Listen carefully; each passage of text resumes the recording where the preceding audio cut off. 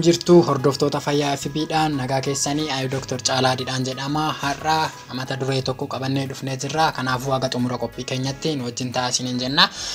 Har'a kan laallu kulkula yookaan madaa'uu garaachaa yookaan immoo akka barteetti dhukkuba garaachaa yookaan coggaarraa bashitaa laalla.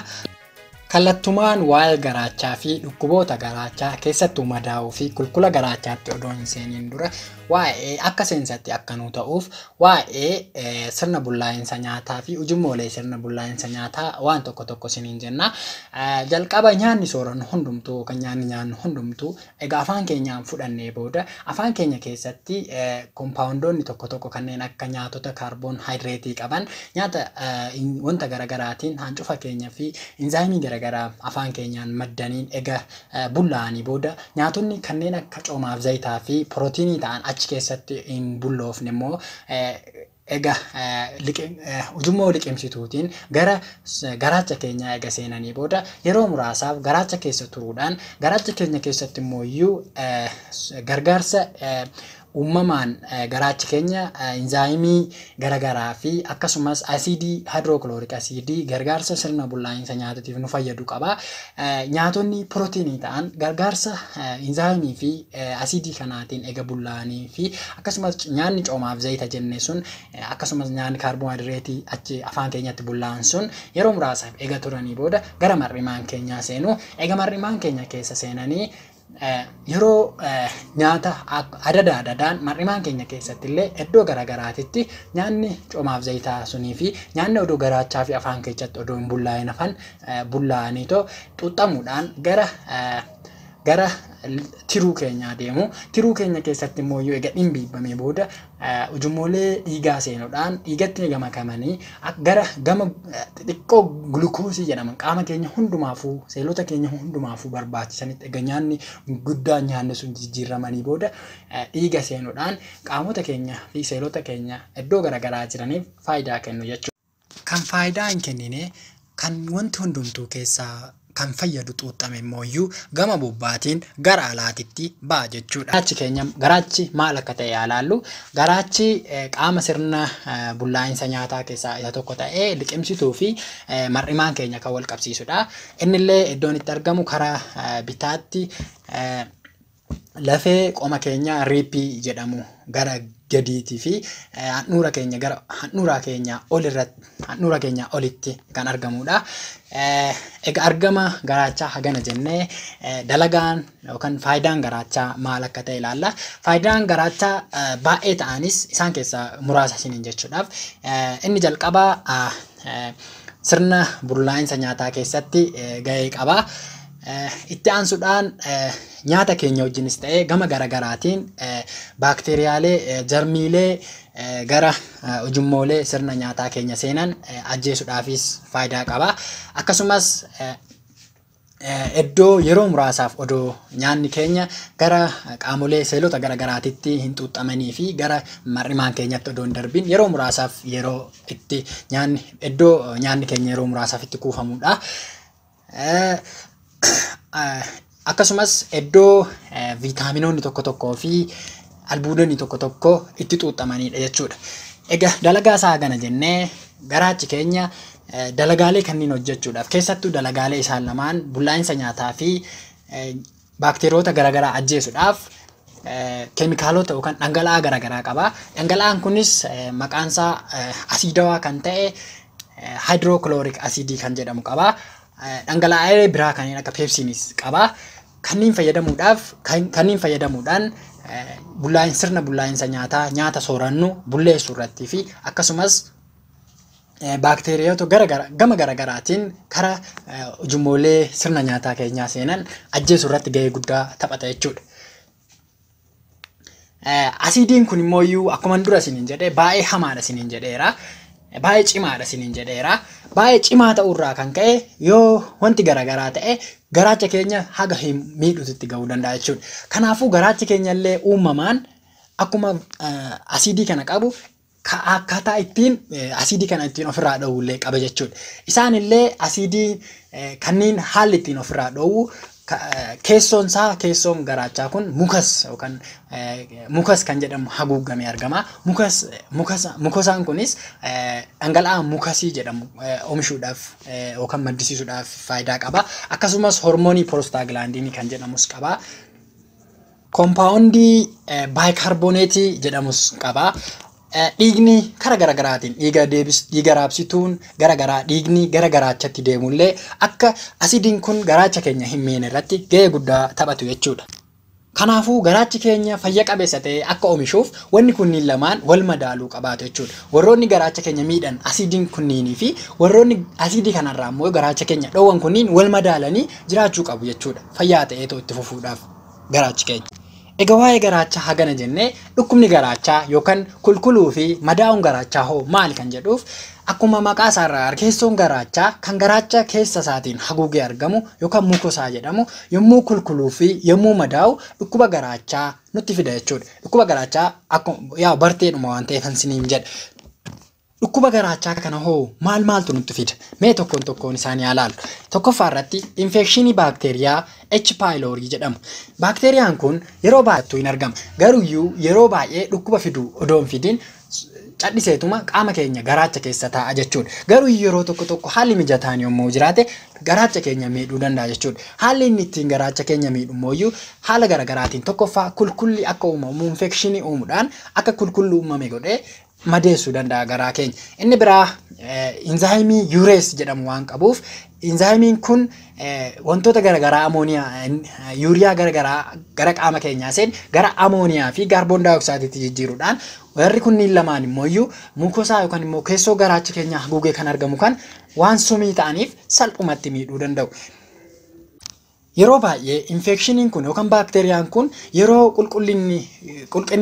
rakkoon qulqullinnaa yommuu jiraate nyaanni qulqullina hin qabu yommuu ta'ee fi gama garaagaraatiin gara qaama keenyaa seenuu danda'a jechuudha. Kanaafuu yeroo baay'ee biyyoota guddataa jiranitu fakkeenyaaf biyyoota akka keenyaa kanatu salphumatti infekshinii kanaaf saaxilama jechuudha. Sababa hanqinni qulqullinnaa jiruuf. Lammaffaan qorichoota miira dhukkubbii hir'isanii fi dhukkuboota birootiif kennaman. Kun immoo gorsa ogeessa fayyaatiin ta'uu danda'a. Ofii keenyaallee cadhisneetuma dukkaana faarmaasii garaagaraatii kan bitannu jechuudha. Kana keessattuu yeroo dheeraadhaaf qorichoota kana kan fudhannu ta'e taanaan qaama keenya salphumatti humuu danda'u jechuudha. Fakkeenya isiniif kennuudhaaf non-steroidal anti-inflammatory drugs warroonni jedhaman akkuma duratti isiniin jedhe garaachi keenya asidii kanarraa of dhoowuudhaaf gara biraatiin wanta garaagaraa qaba isiniin jedheera. Hormoonii piroostaaglaandiinii fa'aa qaba jedheera.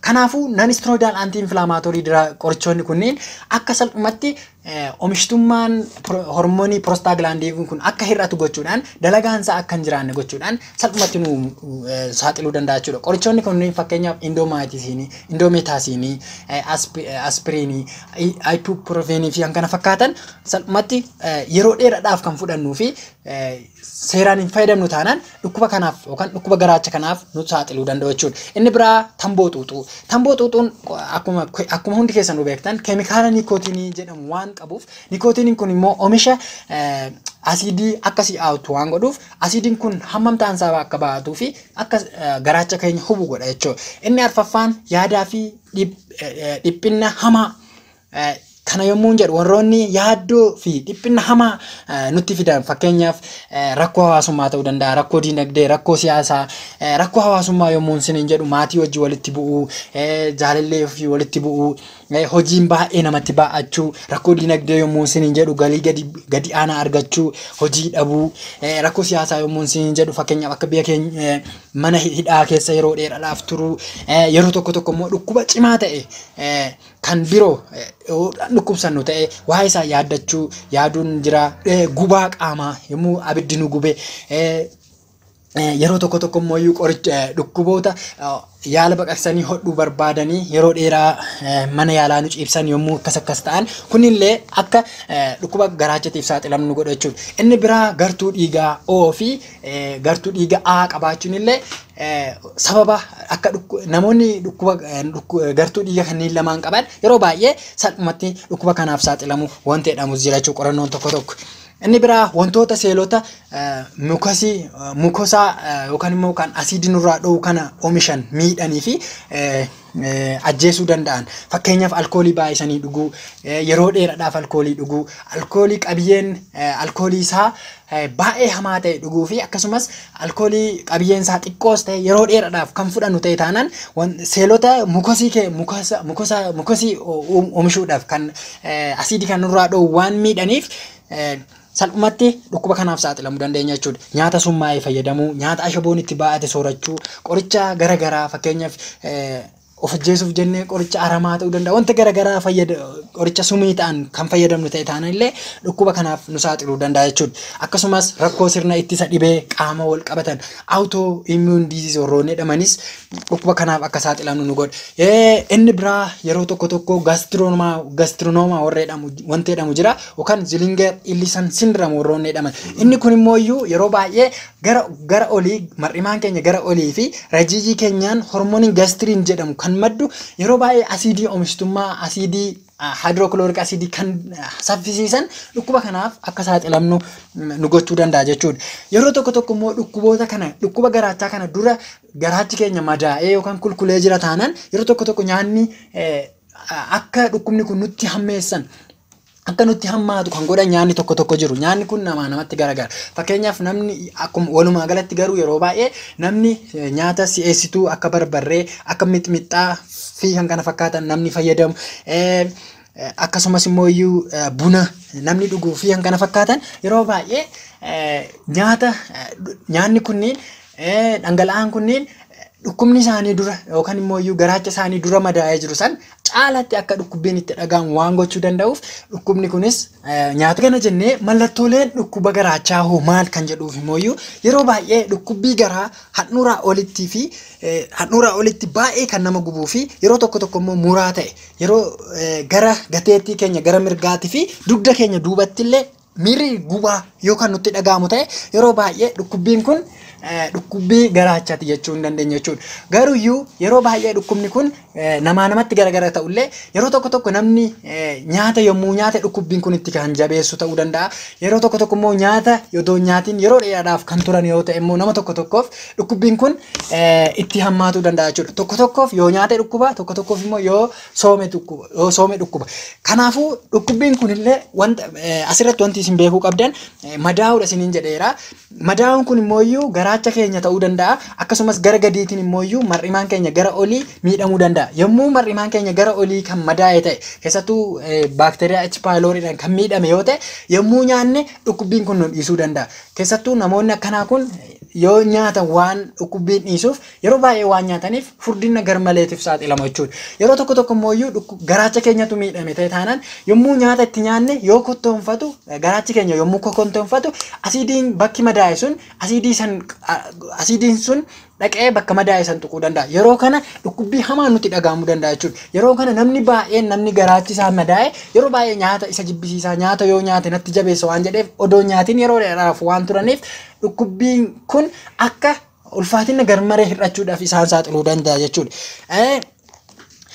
Inni biraa dhukkubbiin kun gubaa ta'uu danda'a isiniin jedheera, muraa ta'uu danda'a isiniin jedheera jechuudha. Dhukkubbiin isiniin jedhe kunillee nama tokko turee itti dhufaa hin bada. Nama tokko immoo walirraa odoo hin citin yeroo hundumaa isa gubuu danda'a jechuudha. Isa dhukkubuu danda'a jechuudha. Mallattoon inni biraa guba laphee. Lapheen baay'ee isaan gubuu danda'a. Yeroo tokko balaqqamsiisuu yookaan ol deebisuu danda'a. Yeroo ol deebisuu isiniin jedhu yoo tokko wantuma nyaate ol deebisuu danda'a. Tokko immoo wanti nyaate sun dhiiga makatee wanta garaagaraa dhiiga kan makate dhiiga kan qabullee ol deebisuu danda'a jechuudha. Yeroo tokko immoo foolii nyaatayyuu jibbisiisuu danda'a. Fedhii nyaataa tasuma qabaachuu dhiisuu danda'u. Garaan bokokuu danda'a. Booliin sardamsiisuu danda'u. Deeffuu yeroodhaan nama deeffachiisuu danda'a. Hirqaffachiisuu danda'a. Bifti boolii yookaan sagaraa gara bifa gurraachatti jijjiiramuu danda'a. Kunniin mallattoolee yeroo dhukkuba garaachaati jechuudha. Namatti illee garagara ta'ullee jechuukooti.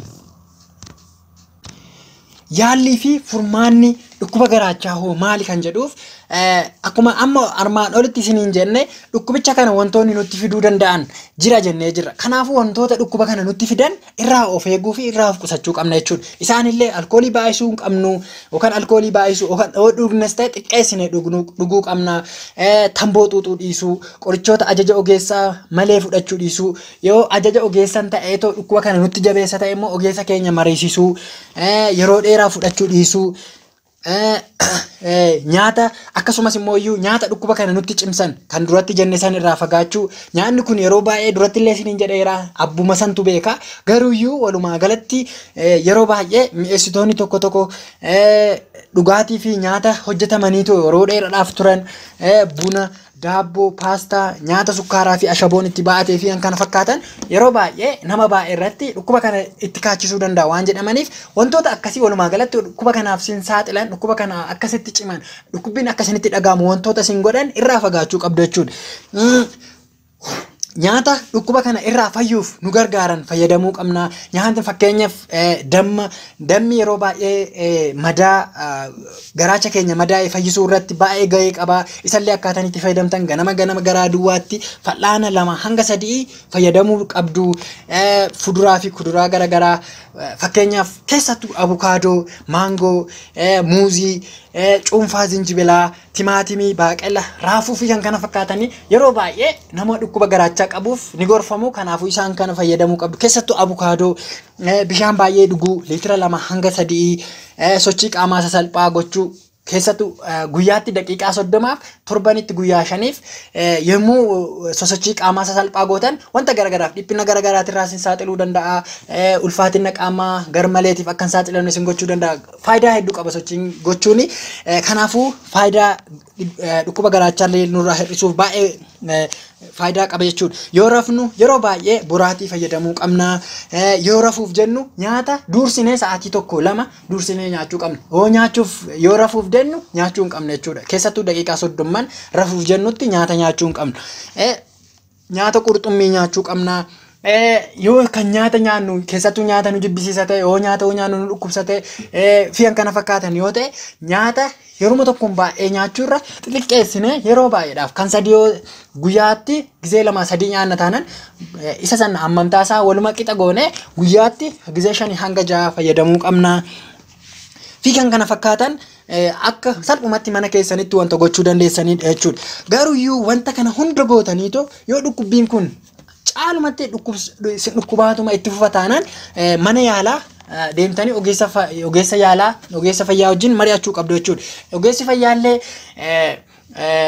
qorannoo garagaraa isiniin gochuudhaan sadarkaa dhukkuba keessanii akka bartan isin godha. Akkasumas immoo yoo baakteeriyaan H pylori dhukkuba kana nutti kaachisa isiniin jedhe sun jiraate isa sallaaluudhaan qoricha isinii ajajuu danda'a. Kanaafuyyuu ogeessi fayyaa keessan qoricha H pylori yookaan baakteeriyaa kanaaf ta'u isinii kennuu danda'a. Akkasumas immoo mallattoo dhukkuba kanaa yookaan dhukkuba garaachaa kana hir'isuuf qorichoonni jiran jiru isallee isinii kennuu danda'a jechuudha. Keessattuu hamma asiidii hydrochloric acidii warroonni hir'isan fakkeenyaaf antaasiidii maagneeziyem antaasiidii keessaa aluminium hydroxide maagneeziyem hydroxide warroonni jedhaman jiru. Proton pump inhibitor fakkeenyaaf yeroo baay'ee namni kan fayyadamu keessattuu namoota baay'eedhaaf kan kennamu omeprazole kan jedhamu, histamine blocker, semetidine kan jedhamu isaan kunniin walumaa galatti hamma asiidii san hir'isuudhaaf fayyadu jechuudha. Inni biraa yeroo endoscopy jedhamu jiru. Endoscopy'n kunillee wanta lamaaf fayyada. Tokkoffaa sadarkaa garaachi keenya dhukkubbiin sun hagamiif haga ture laaluudhaafis nu fayyada. Dhukkuba garaachaa garagaraa fakkeenyaaf kan akka dhukkuba garaacha kaanserii fi kan kana fakkaatan akka adda baafannu isa ta'uu fi isa dhabuullee addaan nu baasuu danda'a. Akka yaalatittillee yoo madaa garaachi keenya madaa'e walitti akka fayyuufis nu tajaajila jechuudha. Yeroo tokko immoo kun endoscopy'dha. Yeroo tokko immoo yaalli garaacha dhukkuba garaachaa hanga baqaqsanii hodhuutittillee gahuu danda'a jechuudha. Kana jennee xaxaawwan dhukkuba garaachaa wajjin wal qabatan maal kan jedhuuf yeroo baay'ee dhiiguu danda'a. Yommuu dhiiguu kana immoo yeroo dheeraadhaaf fi xixiqqaatee kan dhiigu taanaan hir'ina dhiigatiif nu saaxiluu danda'a. Yeroo tokko immoo yeroo takkaan baay'ee hammamtaansaa baay'ee dhiiguu danda'a. Keessattuu ujummooleen dhiiga raabsan yommuu miidhaman yeroo madaa kana yommuu miidhaman dhiigni baay'ee hamaa ta'e jiguudhaan yookaan lola'uudhaan aga of wallaaluutti nu geessuu danda'a jechuudha. Inni biraa garaachi keenya urachuu danda'a. Yommuu uratu kan ammoo qabiyyeeleen garaacha keessa jiran garaa keenyatti gad darbuudhaan dhukkubbii garaa hamaa ta'ee fi yaala baqaqsanii hodhuutan kan fayyu haga sanitti nu geessisuu danda'a. Yeroo tokko immoo madaan kun fayyuudhaan walitti gara gadiitiin kan mar'imaan wal qabsiisu san dhiphisuudhaan ujummoo san dhiphisuudhaan gastric outlet obstruction akka nyaanni gadi hin dabarre gochuu danda'a jechuudha. Dhiitaan garaa uumame akka ujummoo sun dhiphatu gochuudhaan nyaanni nyaannu salphumatti akka ol deebi'u akka ol deebisu sirriitti ol deebisu garri olii handhuuraa olii dhiita'uu fi hangana fakkaatan bokokuu kanaaf nu saaxiluu danda'a. Ulfaatinni garmaleetiin illee hir'achuutiifis ulfaatinni garmalee hir'achuudhaafis nu saaxiluu danda'a. Maaliif nyaanni nyaannu gadi hin darbu waan ta'eef dhiphateera waan ta'eef ujummoon nyaanni hundumtuu oluma deebi'a dhiitaan achitti walitti kuufama kanaaf saaxilamne haga kanaatitti xaxaa haga kanaanitti fiduu danda'a jechuudha. Kanaafuu dafnee yaalamnu taanaan dhukkubni garaachaa yeroo baay'ee xaxaa kanneen fide taanaan keessa dafnee yaalamu taanaan haga lubbuu dabarsuutu ga'uu danda'an jedha. Waan dhaggeeffataniif guddaa galatoomaa isiniin jedha. Gaaffii yoo qabaattan yaada yoo qabaattan gara inboxii fi komentii jalatti nu barreessuu dandeessu. Waan dhaggeeffataniif guddaa galatoomaa fayyaa ta'aa keenyaaf peejii keenya laayik godhaa, yuutuubii keenya sabskiraayib godhaa isiniin jedha. Fayyaa ta'aa nagaatti.